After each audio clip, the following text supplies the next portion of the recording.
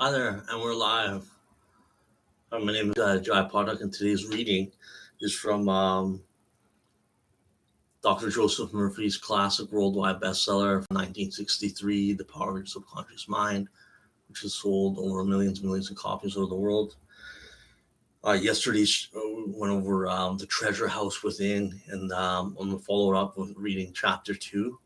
It's called How Your Mind Works. And it's amazing how I was just thinking about it, how no one ever tells us how our mind works and how we can get it working for us in a constructive way. Our schools don't teach us. Sometimes our parents don't even know and don't teach us. And we don't have any mentors around us that teach us how our mind works. We have to go, and that Bible saying, search and you shall find, or seek and you'll find, or knock at the door and the door will be open. So we're constantly trying to find answers through books, audios, seminars, whatnot. But it'd be nice to have this in the school systems where at an early age, whether it's in elementary school or even earlier, where children can use get an opportunity to use to have get to know and introduce themselves to the powerhouse of their mind, and how the powerhouse of their mind and how that operates, and how your mind works, between the relationship between the conscious and subconscious minds.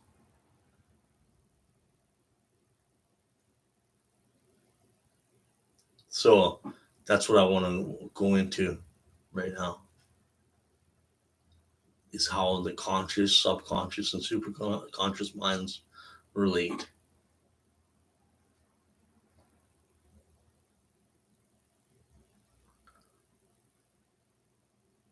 And Napoleon Hill said that our educational systems would be reduced to half if we had some of these principles taught, success principles taught in the school systems at an early age. Um, I believe that. And Master Paramahansa Yogananda also started these how to live schools, starting in Ranchi in 1920, teaching youngsters, children, the amazing power of yoga, meditation, and scientific healing affirmations. I think there was such a demand for it that they had to, the demand wasn't catching up with the supply. So there were so many students, but they needed to get more teachers. So I think that's why those schools stopped for a while. But if they can get those schools going again, that'd be great. You know, getting the children going and the youth going at an early age, and shaping in their minds so they can have a better future in the world. Something to think about. So, chapter 2, How Your Mind Works. Your mind is your most precious possession. It is always within you, but its most amazing powers will be yours only when you have learned how to use it. As we have seen, there are two levels to your mind: the conscious or rational level, and the subconscious and rational level. You think with your conscious mind, and whatever you habitually think sinks down into your subconscious mind, which then creates according to the nature of your thoughts. Your subconscious mind is the seat of the emotions. It is the creative mind. If you think good, good will follow. If you think evil, evil will follow. This is the way the mind works. The most important point to remember is this: once the subconscious mind accepts an idea, it begins to execute it. It is an astonishing and subtle truth that the law of the subconscious mind works for good and bad ideas alike. This law, when applied in the negative way, is the cause of failure, frustration, and unhappiness. When your habitual thinking is harmonious, constructive, however, you experience perfect health, success, and prosperity. Peace of mind and a healthy body are inevitable once you begin to think and feel in the right way. Whatever you claim mentally and feel is true, your subconscious mind will accept and bring forth in your experience. All you have to do is get the subconscious mind to accept your idea. Once that happens, the law of your subconscious mind will bring forth the health, peace, and prosperity you desire. You give the command or decree, and your subconscious will faithfully reproduce the idea impressed upon it. The law of your mind is this: the reaction or response you get from your subconscious mind will be determined by the nature of the thought or idea you hold in your conscious mind. Psychologists and psychiatrists point out that when thoughts are conveyed to your subconscious mind, impressions are made in the brain cells, and as soon as your subconscious accepts any idea, it proceeds to put it into effect immediately. Working by associating ideas, it uses every bit of knowledge and you have gathered in your lifetime to bring about its purpose. It draws on the infinite power, energy, wisdom within you, and it lines up the laws of nature to get its way.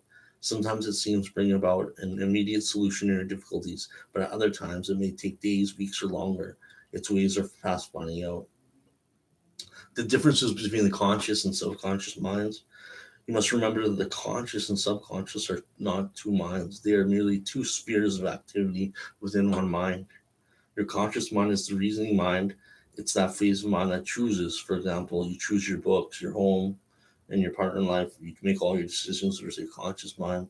On the other hand, with any conscious choice in your heart is kept functioning automatically, and the vital functions of digestion, circulation, and breathing are carried on by your subconscious mind through processes that are independent of your conscious control.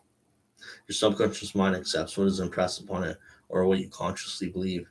It does not reason things out as your conscious mind does, but does not argue with you controversially. Your subconscious mind is like a bed of soil and accepts any kind of seed, good or bad. Your thoughts are active, they are seeds. Negative, destructive thoughts continue to work natively in your subconscious mind. Sooner or later, they will emerge and take shape as an outer experience that corresponds to their content. Remember, your subconscious mind does not engage in proving whether your thoughts are good or bad, or true or false. It responds according to the nature of your thoughts or suggestions. For example, if you consciously assume that something is true, even though it may be false, your subconscious mind will accept it as true and proceed to bring about results that must necessarily follow because you consciously assumed it to be true.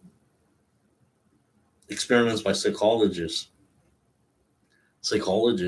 and other have formed countless experiments on people who are in a hypnotic trance. This research shows clearly that the subconscious mind does not make the selections on comparisons that are necessary for reasoning process. Your subconscious mind will accept any suggestions, however false. Having once accepted any suggestion, it responds according to the nature of the suggestion given. To illustrate how suggestible your subconscious mind is, if a practice hypnotist suggests to one of her subjects that she is Napoleon Bonaparte or even a cat or a dog, the subject will act out a part and the accuracy. Her personality became changed for the time being. She believes herself to be whatever the operator tells her she is.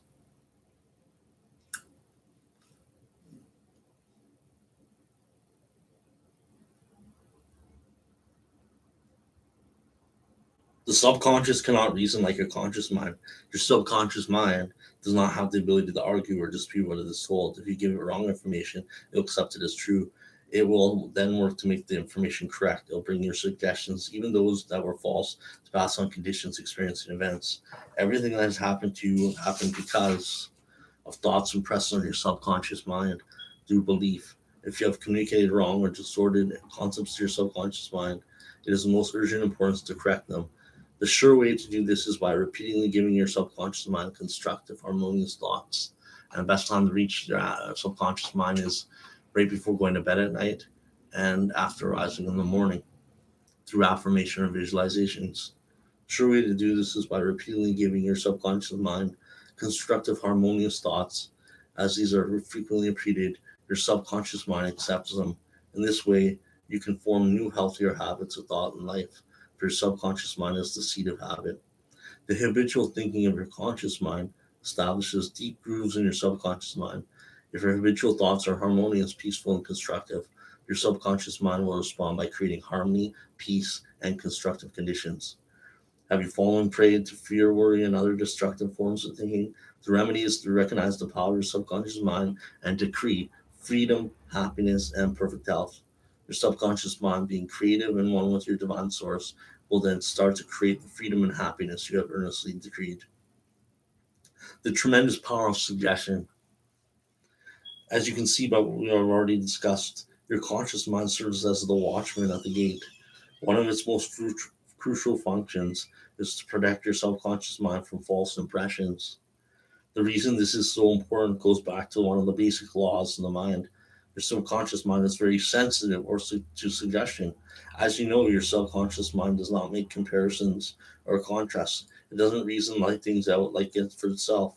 The latter functions belongs to your conscious mind. No, your subconscious mind simply reacts to the impressions given to you in your conscious mind. It does not pick and choose among different courses of action. It merely takes what it is given. Suggestion is a tremendously powerful force. Imagine that you are on board of a ship that is rocking a bit from side to side. You approach a timid looking fellow passenger and say, "Gee, you know, so hot. Things are practically green. Can I help you to your cabin?" Passenger, the suggestions have just made the person seasick. It says once the negative suggestion, the accepted fact becomes true.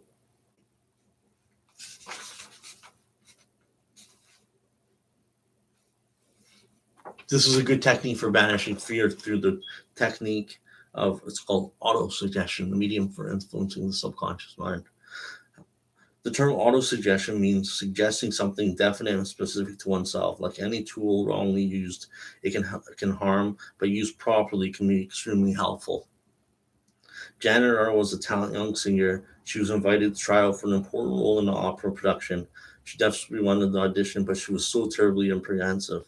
3 times before, when she had sung for the directors, she had failed miserably. The reason was for fear of failure. She had a wonderful voice, but she had been saying to herself, "When the time comes for me to sing, I'll sound awful." She said she'll never get the role, and other negative suggestions she said to herself.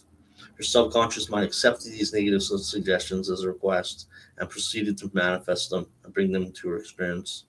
The cause was an involuntary auto-suggestion. Her fears had become emotionalized, subjectified thoughts that in turn became her reality.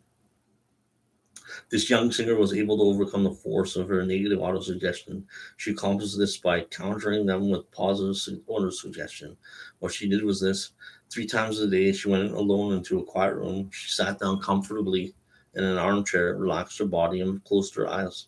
She stilled her mind and body and best could. Physical inertia favors mental passivity and renders the mind more receptive to suggestion. To counteract the fear suggestion, she repeated to herself, "I sing beautifully, I am poised, serene, confident, and calm." At each sitting, she repeated this statement slowly, quietly, with feeling from 5 to 10 times. She had these 3 sittings during the day and one immediately before going to sleep. After 1 week, she was completely poised and confident. When the fateful day came, she gave a wonderful audition and was cast the part.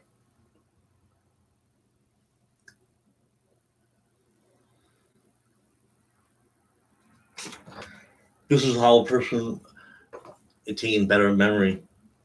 He repeated, "From today onward, my memory is improving in every way. I will always remember whatsoever I need to know at every moment of time, point, and space. The impressions I receive will be clear and definite. I'll retain them automatically and easily. Whatever I want to recall will immediately present itself in the correct form in my mind. I am improving rapidly every day. Very soon, my memory will be better than it has been ever before. At the end of 3 words, her memory, at the end of 3 weeks, her memory is back to normal."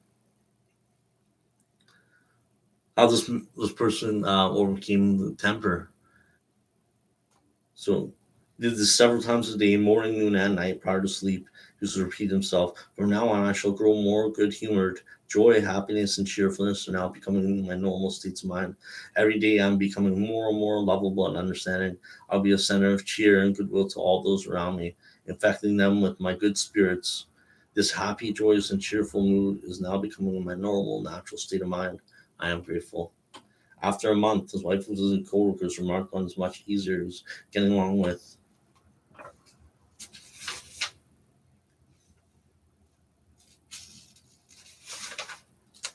Don't accept any limitations, and you can always counteract them with the exact opposite through positive suggestions.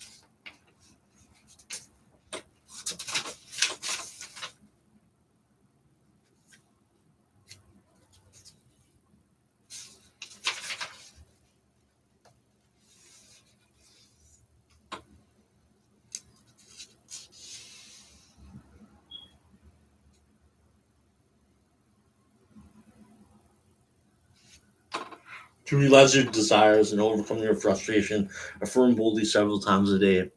The infinite intelligence that gave me the desire leads, guides, and reveals to me the perfect plan for the unfolding of my desire. I know the deeper wisdom my subconscious is now responding, and what I feel and claim within is expressed and without. There's a balance, equilibrium, and equanimity. On the other hand, if you say there's no way out, let go, relax, quickly and affirm.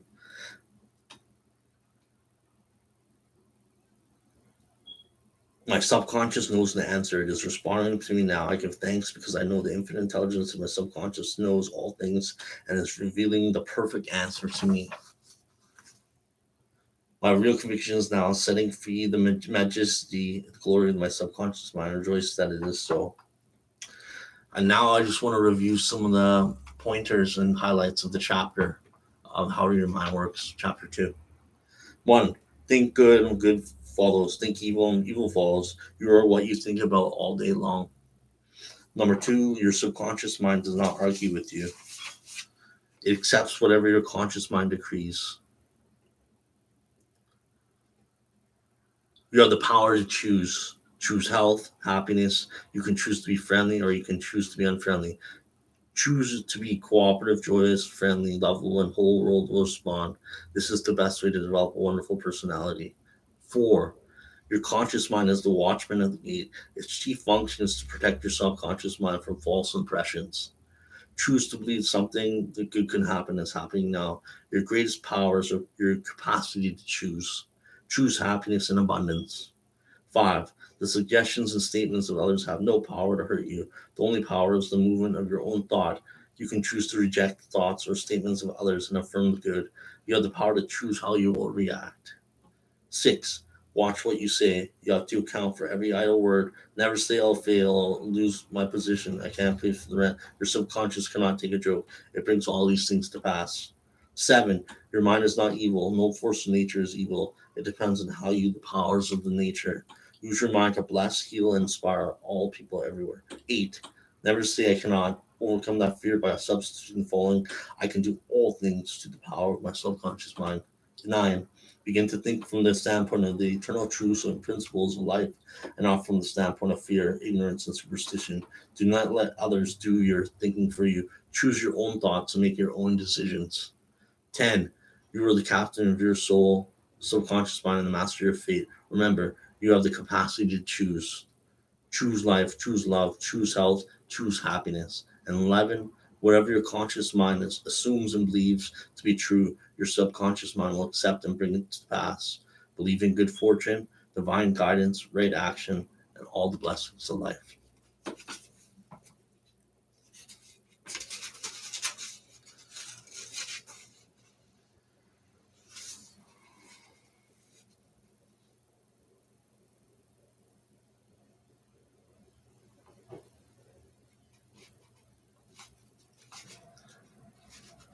On the next chapter, I'm going to read is chapter 3. I'm going to get into it in a bit. It's called The Miracle Working Power of Your Subconscious.